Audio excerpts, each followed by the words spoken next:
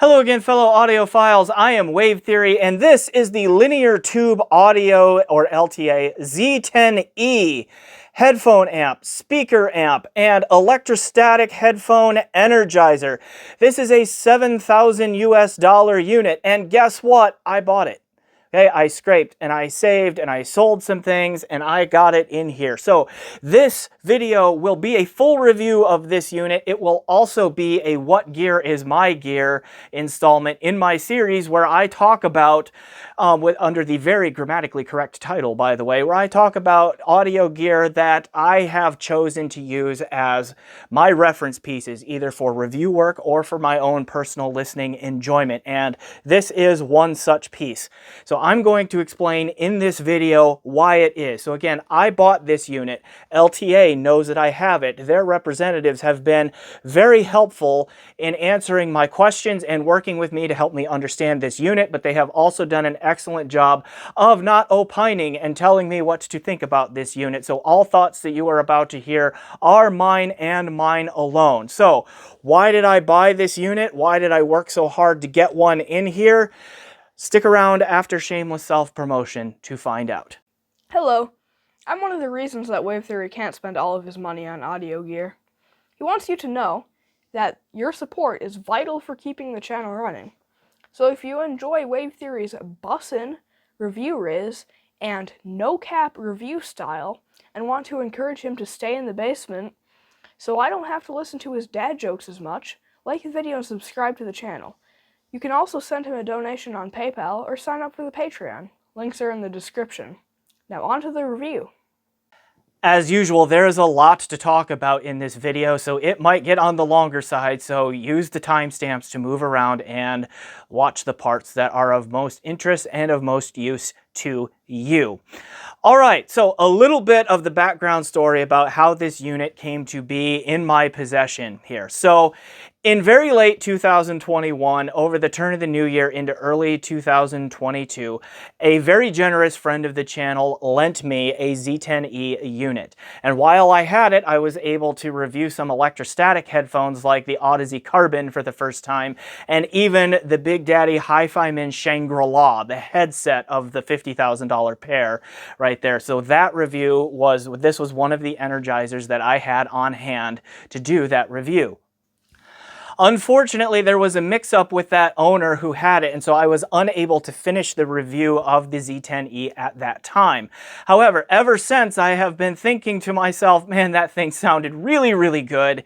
And it's also very flexible and very transparent, and I think it would make a great reviewing tool. So I have been in the process of scraping and saving and little by little socking channel money away to be able to buy the unit that you see sitting on this table in front of me. So I was able to complete that purchase back in July of 2024. It arrived here in my home about a month later in August of 2024. It is now mid-November of 2024, so I've had a few months to live with this and use it, and so now I am ready to report on it and give it a full review. And again, because I bought it and I plan to keep it around for a while, okay, this video will also serve as part 11 of the very grammatically correct, that's sarcasm, series that I have known as the What Gear is My Gear series, where I talk about what gear that I have chosen to use either for personal listening enjoyment or for review work. And this one does both of those things because those categories often overlap. Okay, so let's get into the specifics of this unit then here. So again, this is a $7,000 piece from the MSRP. You buy it directly from LTA. I will put a link to the website for this unit in the description below. That will not be an affiliate link or anything. As far as I know, LTA does not do an affiliate program. So I am just talking about this unit and including that link for your benefit. All right. This unit, as the name would imply of linear tube audio, is a tube amplifier. It uses LTA's ZOTL, or ZOTL, OTL being output transformerless circuit topology in there. Now, I'm not going to go into the details of what that means. I will leave it to LTA's website to fully explain that. This unit really has three purposes in life. It can power speakers. It can drive headphones, like standard headphones, meaning dynamic driver or a planar magnetic driver headphones or ribbon driver headphones, some of them anyway, if you have those around. And then it also can power electrostatic headsets that are compatible with the 580 volt 580 volt bias voltage. So Stax uses that standard as an example, and I'll talk more about compatible headsets here later in the video. All right, the rated output power from the speaker outputs is 12 watts per channel into 8 ohms and 13 watts per channel into 4 ohms. All right, it is also a two chassis unit, okay, where we have the amplifier in this big box here, and then there's a smaller box that is an outboard power supply, which I will also show you when we take a unit tour here in just a moment. The tube complement in here, there are 4 different types of tubes, and there are a total of, give me a second, 10 tubes in here. There is a preamp circuit board on the inside of here that uses a pair of 12AU7 vacuum tubes, and then the amplifier board uses a pair of 12AT7, a second pair of 12AU7, and then a quad of EL84 for the power tubes in there. So those are all fairly common tube types that are not outrageously expensive to get your hands on. So tube rolling is definitely something that you can do with this unit. However, you do have to take 6 screws out of the top plate of the unit here, lift that off the top plate to get to the tubes in there. So the tubes are not exposed, they are all internal inside the unit here. Back to that power spec for a moment there, that may not sound like gaudy power output, right? There are a lot of particularly headphone amplifiers out there, and like I am mostly a headphone channel. You see a HiFiMan Susvara right over behind me over this shoulder here on there, at least in original. So again, I'm primarily a headphone user and headphone listener, and that's most of what this thing has done for me. Okay, and so that there are some headphone amps out there that are significantly less expensive than this that have a higher output power rating, such as like HiFiMan Golden Wave Prelude amplifier is like 10 watts per channel into a 32 ohm load. Likewise with the Hollow Audio Bliss recently, again that one's like 10 or 12 watts into a 32 ohm load, something like that. And there's also the Ferrum Ore out there, which is like 8 watts per channel into a 32 ohm load, where this one is claiming 12 watts per channel into a 4 ohm load from the speaker output in there. So the power output is not gaudy on this thing, but when we get to the sound, just trust me on this, power is not an issue. That Susvara right there behind me, one of the hardest driving headphones on the planet right now, this one does not skip a beat in driving that headphone. So just trust me when I say that even though the power output spec doesn't sound particularly high, that unless you have really difficult speakers to drive in a really big room, you're probably going to be fine. Okay, and we'll get to that here in a little bit more as the review unfolds.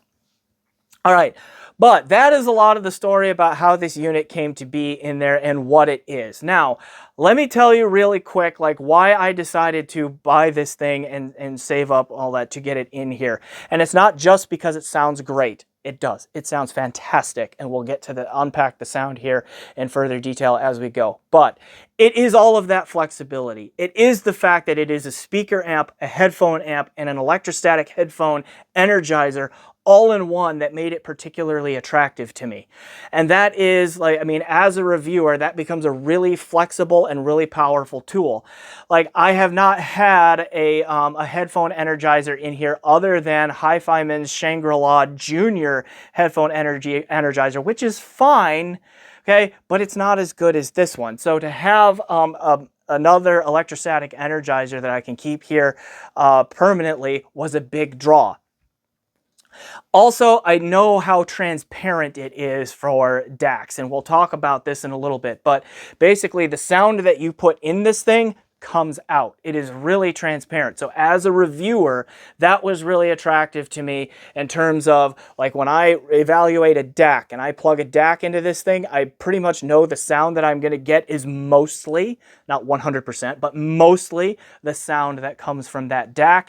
And then again, it drives pretty much any kind of headphone. Like it has enough power to handle some pretty difficult loads. The only one I can't speak to confidently is the Modhouse Tungsten in there, just because the voltage demand on that one is really high and I just haven't heard the combo. It might do well on this. I just cannot say with my own ears, but like I know that original Susvara right behind me does just fine. Okay, so those are the big reasons in there. Just, I mean, it sounds great. It's a very flexible and powerful reviewing tool in there as well. So, I mean, that's why it's here.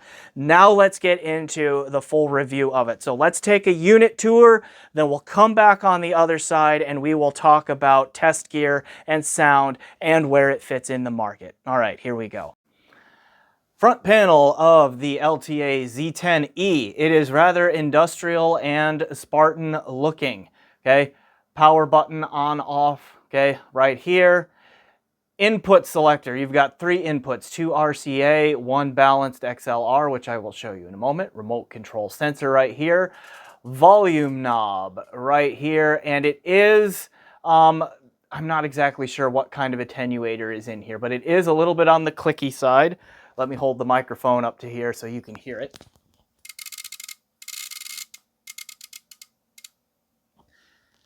All right, and you can somewhat hear those clicks in headphones or through the speakers if you have that plugged in. And so if you turn it really fast for a lot of clicks, it can sound a little bit like static in there, but it's not bad. I didn't find that objectionable. It is not as staticky sounding in the volume control change as like their Velo model was. For example, it's quieter than that. Detectable, but quieter. Okay, switch here between the headphone and speaker outputs. We have a LED readout here for the volume level. It maxes out at 100. It minimizes at 0. And this also is a little bit of a menu display too. If you navigate the setup menu and all of that to do some configuring, you can change gain stages, you can configure the subwoofer output. I think there's a couple of other options in there and all of that, but you can adjust that there. Okay, then we have 3 headphone outputs. Again, this is an electrostatic energizer. So here is the 5-pin electrostatic headset output right here. 580 volt bias voltage on these, so make sure that the electrostatic headphone that you get is compatible with that, but that's like the Stax standard. The Odyssey Carbon series uses that. The DCA Carina, or is it Karenina? I don't know. Okay, one of those, anyway, the DCA ESTAT that's out there uses that. The Hi-Fi Mans, the Shangri-La series, all 3 of them are compatible with that output voltage too. Warwick headsets are not. Okay, so just be aware of that. If you get an ESTAT, 580 volt bias voltage. All right, then we have these 2 1/4-inch single-ended headphone outputs that you see, 6.35 millimeter for metric users out there, labeled high and low. So essentially you have high output power here, lower output power here. The output impedance on the high output is rated at 1.2 ohms. The output impedance on the lower impedance output is rated at 11.5 ohms. Okay, why is this? Well, if you have particularly sensitive headphones, you can every once in a while get some very low level tube noise from this unit. It's not that the circuitry in here is bad or anything, it's just sometimes tubes themselves get a little bit noisy, and that can bleed through into the high output for really sensitive headphones. So use that one, and it does take a lot of that noise out. We will talk about some of the effects that has on sound when we get to the sound section, because a higher output impedance does have an impact on sound. Okay, I believe that this high level output right here is basically tapped directly into the speaker amplifier output section there. So it's coming right off of the speaker amp. I mean, this is a speaker amp basically that they put a headphone output on that is unresisted, just directly off of that is my understanding. And then right here, the low output, to get that slightly higher output impedance, they just put a resistor on there to, you know, so you don't blow your head up for something very sensitive. And again, it also takes a lot of that noise out. Okay, that's the front panel. Let's take a quick look at the remote control since we are here, and it's fairly well fully functioning here. I mean, you've got volume control, okay, on there as well. You can switch the input on here if you wish, okay. And then there is, you know, menu navigation. Okay, you can get into that menu. So again, there's balance in there. And what other options do we have? I don't want to mess with that. But anyway, you can see that there are menu options to go on in there. So, and you navigate that here. All right. I want to show you one thing while we're here about the multiple inputs. I think you just saw it right there. See that volume level at 45? If I switch inputs, we're on a different number. And if I switch inputs, we're on a different number. Okay, so it has volume level memory for the input levels. Okay, I'm also going to switch this here. It's a different number. Okay, so it also remembers the volume level that you have set for the speaker outputs as well. Okay, so in other words, there are 6 potential volume memory storage in here, so that if you switch back and forth from inputs and then headphones and speakers, you're not just boom, it goes to the last volume level that it was set at when you were on that combination of input and output options. So I think that's a neat little feature in there. Helps me as a reviewer with volume matching things when I do comparisons and all of that. So that's really handy, but that could also be really handy for you and something to keep in mind. Okay, let's turn the unit around and look at the back panel. All right, amplifier derriere. We have a power input right here that uses a proprietary umbilical cord. I will show you the power supply unit. It's an outboard power supply. I'll show you the umbilical and the power supply unit here in a moment. All right, inputs up here and a subwoofer output. We have stereo subwoofer outputs. These are configurable at the factory, I think. I may have to put a correction down in the comment here, but you can configure these to a mono subwoofer output if you want.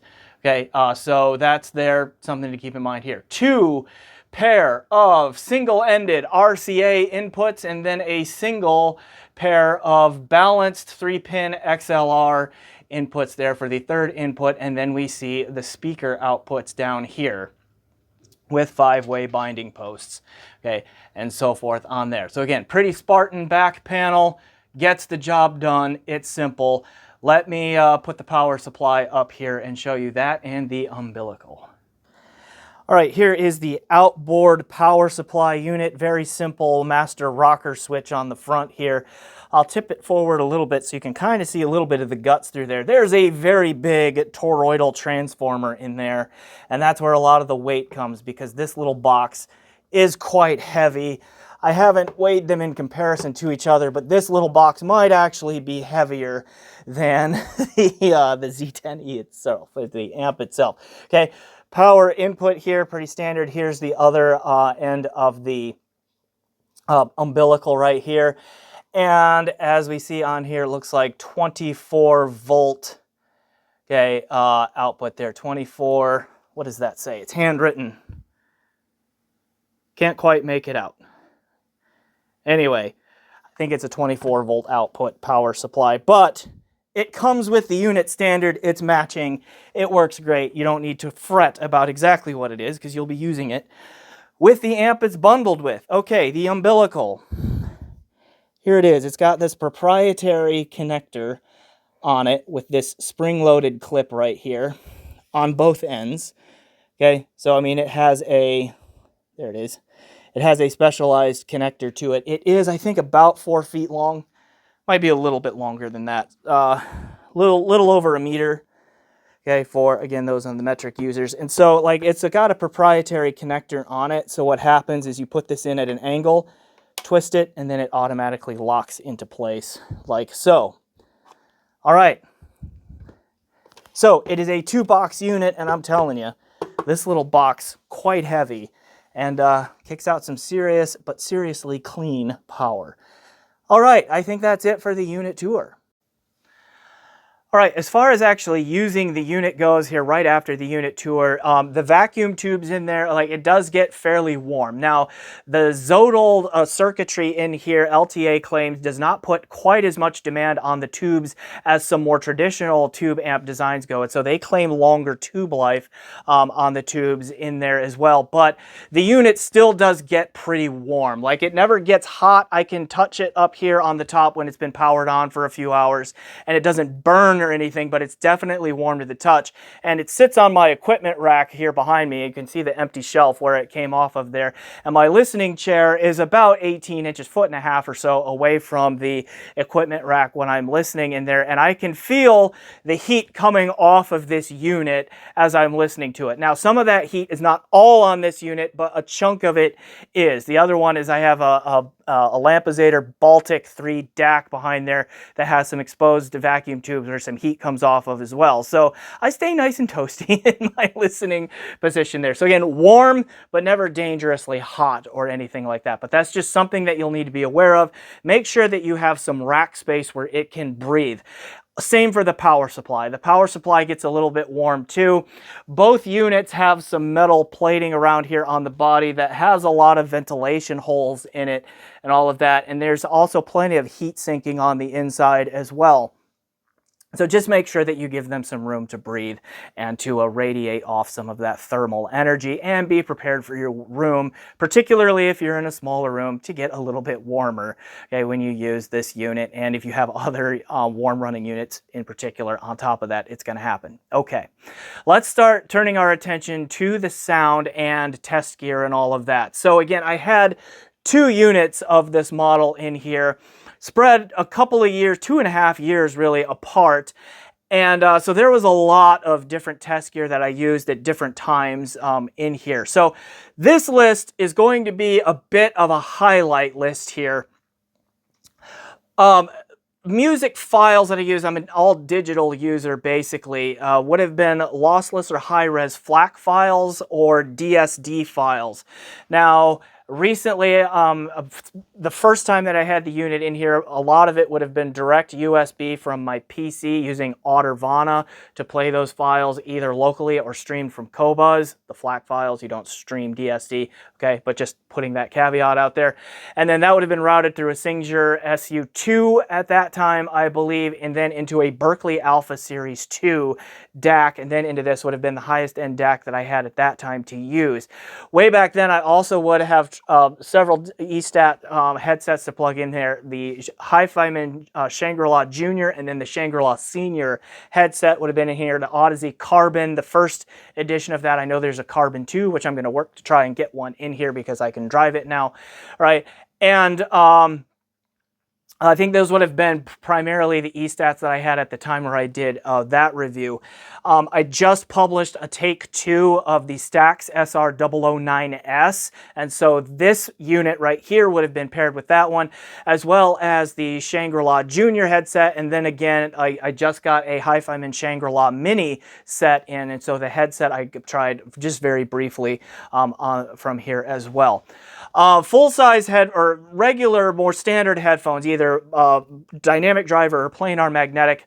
Long list again over the 2 times. We're talking Focal Utopia original, Focal Utopia 2022, Hi-Fi-Man Susvara original, Hi-Fi-Man HE1000 SE, the Audio-Technica Narukami ATH AWKG, Audio-Technica ATH ADX 3000 and ATH ADX 5000. My Fostex TH900 Mark II with Lawton Purple Heart chambers got some time on here. Focal Radiance got some time on here. Those are highlights. Oh, Dan Clark Audio E3. Those are highlights. There have been more, okay? But I wanted to share some of those, and they're just like, there are some heavy hitting units in that group there, some high-end stuff, some Summit Fi stuff, top-of-the-line stuff that I heard through here. So I'm pretty convinced I got a fair evaluation of it on the headphone side. I have used the speaker outputs. The speakers that I have on hand to use this with include the ELAC Unify UB52 and the Yamo C93 Mark IIs. Those are more budget-oriented speakers that definitely do not tax the headphone amplifier in here or push it to its max. But I will comment briefly on what this does as a speaker amp for those speakers in near-field listening. Excuse me, in near-field listening, where I use those speakers on my desk. Okay, rotating in and out, not at the same time. There's not enough room on my desk. Moving on. All right. So that's a lot of the test gear that we have here on this thing. And again, there are other units that got used in there, although I haven't mentioned DACs yet. Let's try that. The three key DACs that I used here would have been the Berkeley Alpha Series 2, which I mentioned where I used the first time around, and I still have that unit and still like it a lot, still use it as a reference. The Hollow Audio May got some time on this too when I reviewed the May recently, as well as the Lampezator Baltic 3, which I picked up shortly after getting this unit in here. So those three very high-end DACs would have been paired with this as well. Other DACs worked their way in there too for review purposes and all of that, but those three in particular I highlight, just say that, yep, some price-appropriate DACs have gotten matched to this as well. Okay, sound. Let's get down to the meat of it. So one of the reasons that I mentioned that I picked this up earlier in the review is just how transparent it is for DACs. And just the sound of this unit keeps bringing me back to that word transparent, right? It does have some of its own sound, but LTAs in general, and this is the best version of the LTA that I have heard, they are incredibly transparent. The sound that you put into them is like a very high percentage of the sound that you get out. They do have a little bit of their own flavor. You can roll tubes and change the tone and where it rests on the wet-dry spectrum a little bit, okay, in there. And I did try rolling some tubes, and we'll talk about that. But generally speaking, just the term that keeps coming back in my mind just to describe the overall experience of listening to this is just transparency, okay? And with this unit, just a very, very high level of transparency.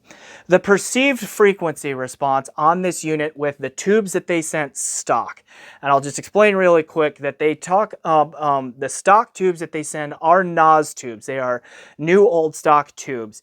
They vary a little bit from unit to unit in terms of which tube is in there.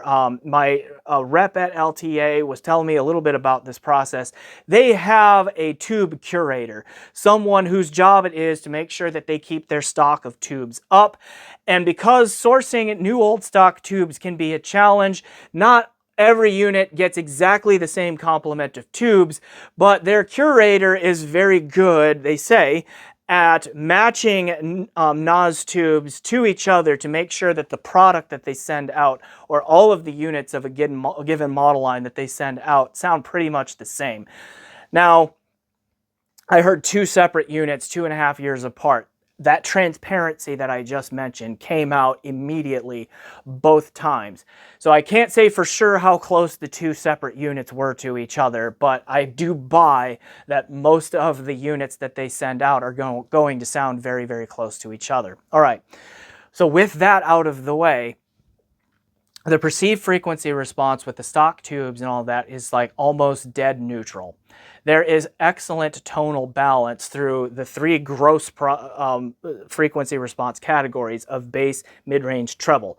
None of them sound emphasized, none of them sound recessed. They all sound very like almost flat through there. The tonal balance, or the tonality of this unit, meaning the relationships between fundamental frequencies and their harmonics, is also very natural, very real, very organic in its sound. Sounds very realistic to me in terms of its overall tonality. You can play with the tone a little bit with tube rolling, which we'll talk about, but in its stock form and with a few different tube types that I have tried, it is a mostly transparent, neutral sounding unit in there. Okay. Other highlights of the sound: the resolution and the detail retrieval, excellent. Arguably the best from any amplifier I have had the privilege of hearing. I have not heard a ton of amplifiers up here at this price point. I have heard a number of amplifiers that are half its price or lower. The only other amp I've heard up near this price range would be the Nimbus HPA US5 Pro, which is $6,000 US, and this one I think just by a hair out-resolves that unit in there too. So as far as amps I have heard, I don't think I have heard a more resolving amplifier than this one. Ditto the spatial holography. The soundstage of this unit changes with the DAC that you feed it with.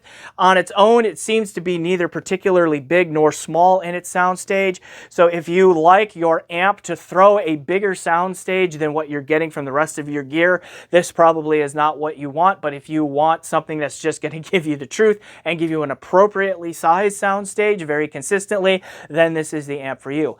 Within its soundstage, it is very well balanced into 3 dimensions: width, height, depth.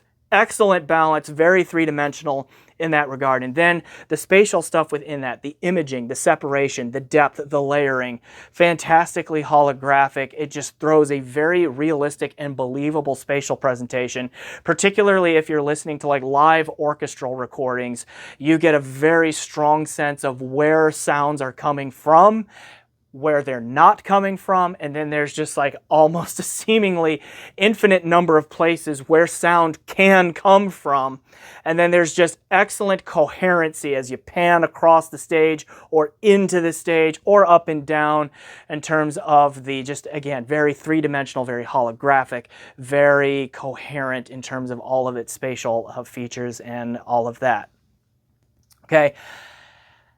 And then, and it's somewhat surprised, like the power output, again, let's come back to that. Like the gaudy, the power spec is not gaudy, but there is plenty of power here. This thing sounds very potent. It is actually quite dynamic. Now, it is not a particularly slammy amplifier in the bass. If you like a lot of really hard-hitting bass, this unit does not do it on its own. It is very snappy and quick through the mid-range and the treble. The bass performance is interesting here, though. Like the bass is punchy, and it is very quick, and it's got good pitch definition and articulation to it, but it does not add physicality to the low end like some amps can do, like that Nimbus amp from Lake People that I mentioned just a little bit ago. I think it does add a little bit of physicality to the low end that's not necessarily in the signal. This one doesn't do that on its own, okay?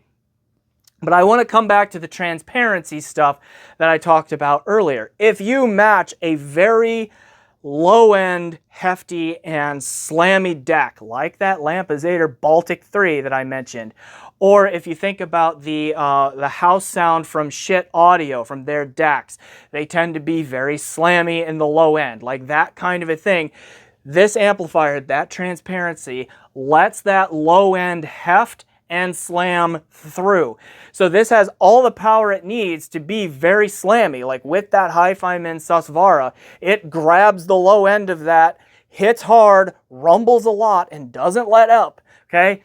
With a little bit of help from the DAC, okay, it can very much do that. So it's just a very flat, neutral, well-extended bass without it. But if you want to have some fun, it has the power to do that if you give it a little bit of extra oomph on the front end from your DAC. Okay, so that's something to keep in mind with this unit as well. Are there really any drawbacks to the sound on this? And I mean, honestly, not. No, I mean, to these ears, not really. It seems to only ever be sharp or sibilant in the treble when the signal is, when the recording is. It seems to only ever be shouty or honky in the mid-range when the recording is. Okay, just the resolution, the detail retrieval, the three-dimensionality and holography of the spatial presentation here, the tuning, the dynamics, and all that is just, I haven't heard better, Okay, now granted, I have not heard a ton of other amps at this price, and I've not gone up from here in this price, but as of the filming of this, from what I have heard, I haven't heard better yet, okay, on those three traits. If you, again, and if you want a little bit more bass slam, get a slammy DAC, and you will get that with this unit here too. So let's start digging into a little bit more finer grain stuff on here. Like I mentioned, the two different headphone outputs in the unit tour video here. Because of the change in output impedance, the low output does, that output impedance takes away some of the energy, some of the power that's going to reach your headphone.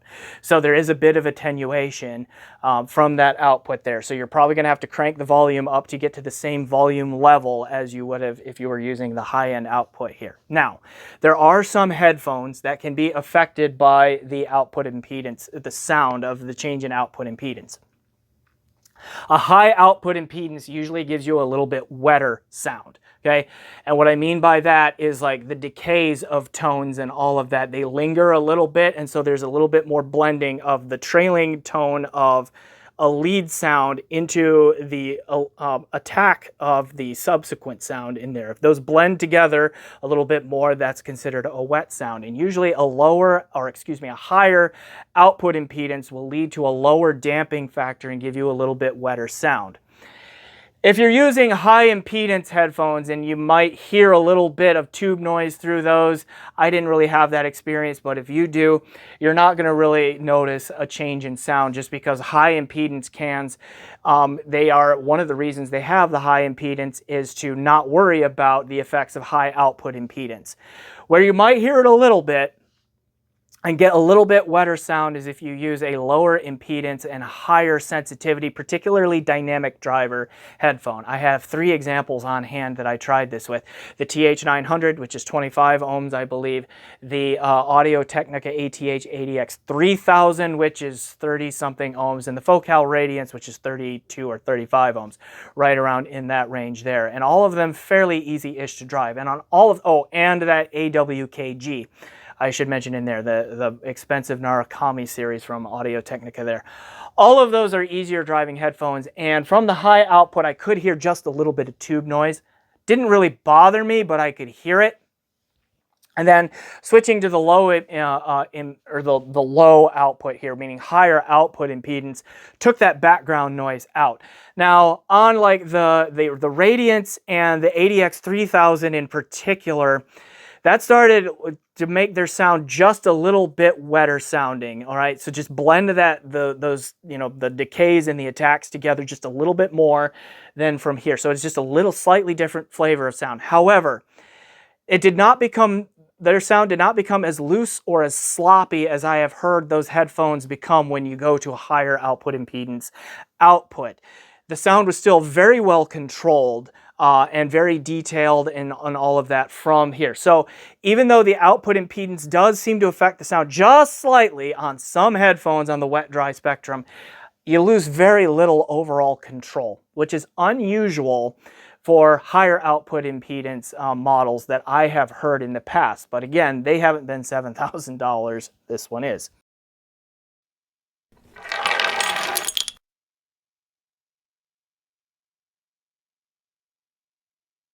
Tubes. How do tubes affect the sound here? I've done a little bit of tube rolling. I replaced the 12AU7 pair on the preamp board, the stock pair, with a pair of Ray tubes, 12AU7 Ray Select tubes. And that cleaned up the sound a little bit. I think opened up the staging just a little bit more, brought out maybe just subtly more detail in the sound and all of that there. Not a huge change. Slightly noticeable there. I think that the stock NOS tubes that they put in there, I believe were a Siemens in there. I'm not exactly sure what the model number is. I was trying to place it from the markings, but they seem pretty solid in there. A good set to have in there initially. I've replaced the EL84s in there a couple of times. The first time I went from the stock, which I believe were from Sovtech. Again, I don't know the model number, but stock NOS tubes from Sovtech. I replaced them initially with Pavane Horizon EL84s when I reviewed the new Horizon series tubes, and I thought that dried out the sound a little bit. Good resolution, still good tone, didn't really change the perceived frequency response much, but did dry the sound a little bit as compared to the Sovtechs. Currently, I have in there a match quad of Pavane Art Series EL84s, and those are in between the Horizon and the Sovtechs in terms of being on the wet-dry spectrum, but I think they are a little bit cleaner and a little bit more resolving, and just they have a little bit more liquid character to their sound to them than either the stock or the Horizon tubes did. So I have liked that combination, have been running with that for now. So you can change the tone on this unit with tube rolling a little bit. You can change where it is on the wet-dry spectrum and all of that. So there is some customization that you can do to the sound with this with tube rolling. Tube rolling, again, is not necessarily convenient, but you can change the sound a little bit to your liking. And it's nice having that as an option, okay, in my opinion. All right. Speaker listening. Again, near-field speaker listening. And again, with the caveat that the ELACs and the YAMOs that I had on hand are not up to the relative quality level as the Z10e here. Okay, really good. Like, what stood out to me the most, like when I went from the amp that I was using on my desk, which was a Parasound Zone Amp V3. Which I have a review for, and I will link down to it. And that's I will link to that down in the description. That's a fine amp. It's like a $400 amplifier, something like that anymore. It's somewhere in that range anyway. And it's a fine amp for both of those speakers that I just mentioned. When I plugged this in, I was just like, wow. A veil was lifted from the speakers, and then just the holography came out, and just the control of the low end just was that much more in there. Like, it just was a much more detailed holographic and just overall more controlled sound in there. All right, so those are just some quick thoughts on using this as a speaker amp for near field listening. I imagine it is quite good in a 2-channel setup. Okay, I just haven't used it that way or set it up that way, particularly with higher efficiency speakers in medium-sized rooms. I think you're going to be just fine here using that, and so it's an option to consider if you're looking up there at that price. All right, general headphone pairings here. Like I mentioned, like this thing pushes that original Hi-Fi-Man Susvara better than any other amp that I've heard. The Nimbus HPA US5 Pro comes pretty close, but I mentioned some amps earlier that have those gaudy power output, like the Hi-Fi-Man Golden Wave Prelude, the Hollow Bliss, the Ferrum Ore. Those amps were all designed really, or acquired by Hi-Fi-Man, because they were really good at driving the Susvara. And they are, right? Like all of those, well, I didn't really love the Bliss, but the other two in particular are pretty good at powering that Susvara, giving it the slam and the physicality and all of that it needs, and like the fine level control and all of that it has.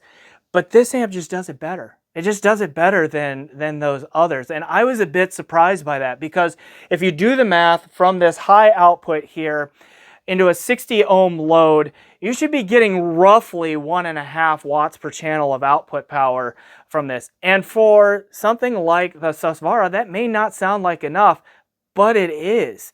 I never maxed out the volume on it. I used the standard output level, like the low gain output on the Baltic, and like the standard line level output on the Berkeley, because the Berkeley will go up to a 6.5 volt RMS output. Okay, or 6.15 volt, I think it is, RMS output, but keeping it at about 4.2 volts, which is the standard, or the 4.4. Anyway, in that range, okay, on that, like, this was never wanting for power with that power-hungry Hi-Fi-Man Susvara, and the sound was clean, it was clear, there was sub-bass for days, particularly with the Lampezator DAC. Okay, there was control, just a lot of fine level detail and texturing and resolution and holography coming out of there. Like, it's fine for the Susvara. It has plenty of power for that load. So even with hard to drive headphones, despite the lack of gaudy power output statistics, there's a lot of power and control on hand here. I don't think you need to worry about it, okay? And again, the only comparing that I cannot confirm with my own ears would be the Modhouse Tungsten in there. Everything else that I have plugged into this, be it ESTAT or Power Hungry Planars or high impedance dynamic driver headphones up to the 600 ohm Beyer Dynamic DT880, DT880, fine. Plenty of power, not an issue there. Okay, then again, the DAC transparency. The sound of the DAC is what comes through here, right? And like all of those that I meant, like the three big ones that I mentioned there, the Alpha from Berkeley, the Hollow May, the Baltic, the Lampezator Baltic 3, they all have their own sound. And this amp very clearly showed me how they are all similar and how they are all different from each other there. The Berkeley is very neutral, it is very incisive, it throws a massive soundstage, and it's also very dynamic and energetic and lively sounding. That comes through here. The Hollow May was a bit more mid and treble focused. It was very smooth, it was very refined, okay, and that sort of thing, and that came through here very clearly. The Lampezator has a very robust and hefty, hard-hitting low end. Okay, along with excellent resolution and detail retrieval and magnificent timbre, and that came through here as well. Okay, so I think I'm getting close to being able to wrap this up here, and I think I've probably answered why this now belongs in a What Gear Is My Gear review and in that series. It sounds fantastic. Some of the best resolution, some of the best timbre, some of the best spatial presentation, some of the best overall control I have ever heard here. There probably is better out there, but I guarantee you're going to have to pay for it, okay? It drives a wide range of speakers pretty well. It drives just about every headphone, save maybe those really low impedance ribbon drivers out there, like the Odyssey LCDR or the RAL, like SR1A, the ribbon ones, right? You know, maybe this doesn't drive those, because they are ultra low in impedance, and this thing is only rated down to 4 ohms, and those things are like 2 ohms. And I can't speak to the Modhouse Tungsten, but pretty much everything else that is a headphone, be it electrostatic at the 580 volt bias, okay, or planar or dynamic, it's gonna drive just fine, and it's gonna sound great doing it. The Focal Utopia series, notoriously picky, sound wonderful on here. The Fostex TH900 that I have, also notoriously amp picky. Maybe not the best pairing I've ever heard, but in the top 3. I can maybe only put the Headamp GSX Mini and the Urzatich Perfitus above this, this one in terms of the synergy with the TH900 series. But even with that frequency response synergy being just slightly wonky in the mids on that one, better on the low than the high output with the TH900, this is still going to have a lot more resolution than either the Mini or the Perfitus with that headphone. It's just a little bit frequency response picky there in the mids for my ears. You may really like it though. Again, probably in the top 3 for that headphone. So, and I have yet to hear a DAC sound poor with this unit, right? Or synergize poorly with this unit. It probably exists. There's probably a DAC out there that it's not going to synergize well with. I just haven't heard it yet, okay? And so there it is. The excellent sound, the transparency, the fact that it can do speakers and headphones and ESTAT headphones and all of that makes it a tremendously powerful review tool on there. And then just the fact that it just sounds so great makes it great for personal listening enjoyment. So this absolutely gets my recommendation out there. I really love it. I bought it to be a workhorse. It has been a workhorse, and it has given me a really fair evaluation of a lot of the review gear that I have had in here over about the past 3 months or so, and will continue to do so moving forward. So Thanks to the team at LTA for answering my questions, working with me on this one, and I may have questions for you in the future. We'll see. So thanks for working with me on that. Thanks for designing such a great amplifier, and so forth. Thanks to all of you for watching this review. So please remember to like, subscribe, and comment. Check out my PayPal and my Patreon. Generally do those things you do to support YouTube channels. And as always, enjoy the music.